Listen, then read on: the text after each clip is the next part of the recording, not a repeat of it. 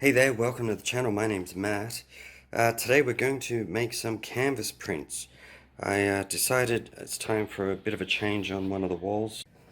Okay, so initially what got me to do this is that I bought some canvases online and I thought, oh, this would be really great. I'll make some extra canvases and just try out all these experimental split sort of canvases.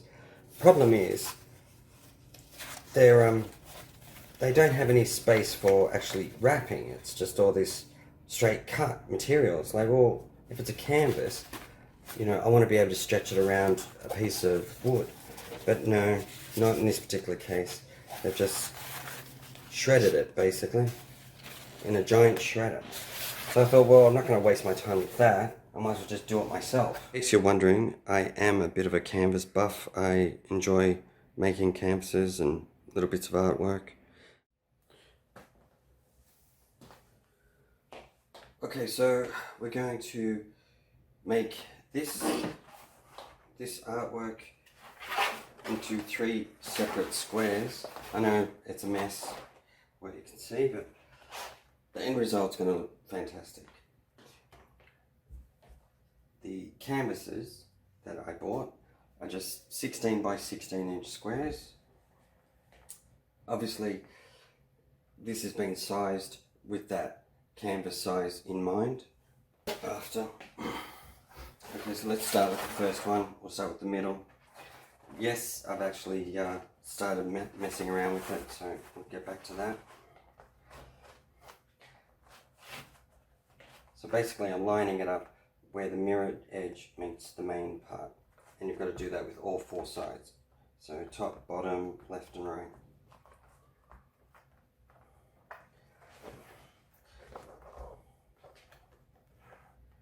Kind of a bit hard to tell with this sort of background that it has. Sometimes it'd be more distinct, but that being said, I'd rather this sort of mirrored effect as opposed to just the plain color and then straight to white. It looks horrible, to be honest. That's just me.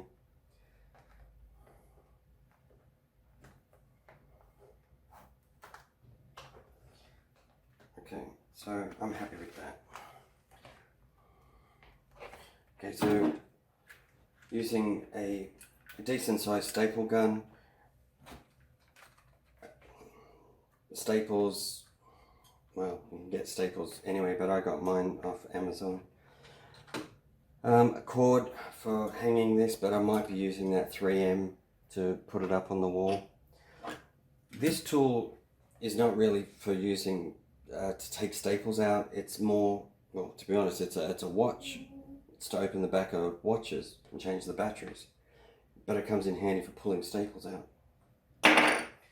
Anyway, let's get back to it. Which way are we doing? Top and bottom first.